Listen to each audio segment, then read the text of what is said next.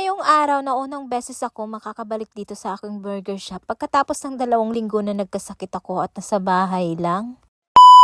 Meron kasi ako na-receive na napakadaming order galing sa isang private na company. Kaya naman kahit medyo nanginginig pa talaga yung buong katawan ko ay pumunta ako kagad dito sa shop at sabi ko ako na yung gagawa. Pagka mga ganito kasi na mga private na kumpanya yung umorder sa amin at madami, sinisigurado ko talaga na ako yung gagawa dahil gusto ko perfect at okay yung paggagawa para bumalik pa rin sila. At the same time dahil pa-out na rin yung isang staff ko at nakakahiya naman kung ibibigay ko pa sa kanya tong trabahong to dahil meron pa siyang mga anak na naghahantay sa kanya kaya ako na lang talaga yung gumawa. Kung followers ko nga kayo, makikita nyo nga yung pinagkaiba ng katawan ko noon kaysa sa katawan ko ngayon. Grabe kasi talaga yung binagsak ng katawan ko simula na nagkasakit ako. Pero salamat sa Diyos at unti-unti na akong nakarecover. Anyway, balik na nga tayo dito sa ginagawa ko. Sinalang ko na nga muna lahat ng patties. Pagkatapos niyan ay tinabi ko lamang sila sa gilid. Pagka gumagawa talaga ako ng maramihang order ay inuuna ko talagang gawin yung patties. Para yung next na gagawin ko ay maglalagay na lang ako ng mga sauce. At least, kompleto na lahat ng patties. Dahil hindi nga ako sigurado kung anong oras nila ito kakainin, kaya naman ininit ko na lang muna itong aking mga buns. Siyempre, para magkaroon rin ng konting crispy-crispy yung kanilang tinapay. Pagkatapos naman yan ay naglagay na ako ng ketchup at saka ng mayo. Next naman ay nilagay ko na isa-isa itong aking mga patties. At pagkatapos ay sinunod ko na ring ilagay itong aming napakasarap na sliced cheese. At syempre yung pinakahuli sa lahat, itong aming binabalik-balikang homemade na cheese sauce na ako lang po yung gumagawa niyan. Tapos ko na nga yung first batch at ito na nga yung pangalawa ginagawa na namin dahil malapit nang mag-alas 7 at dadaan na nga sila at pipick upin na. Pinado akong dahil dito sa bago kong business ay bumagsak talaga yung katawan ko dahil sa pagod. Pero okay lang kasi yung pagod na papalitan naman yung tuwa lalo na kapag nakaka-receive kami ng napakagandang feedback galing sa mga customer. Na-overwhelmed nga ako kasi minsan mga malalaking kumpanya yung umorder sa amin at talagang nire-refer nila yung aming burger sa ibang tao. Minsan magugulat na lang ako may pumupunta at sinabi daw ng friend nila na masarap nga daw yung burger namin kaya dito na rin nila napiling bumili. Kaya naman tuwang-tuwa talaga yung puso ko dahil sa wakas eto nga ay nagiging successful na rin yung pag-start namin ng burger business. Medyo hindi nga lang madali at nakakapagod talaga pero okay lang kasi masaya naman ako sa ginagawa ko. Pagkatapos ko nga palang naayos at talagyan ng sauce lahat-lahat ay pinagbabalot na nga namin ito at nilagay na namin sa plastic. Lang for today's video. Maraming salamat sa pag-order. Bye!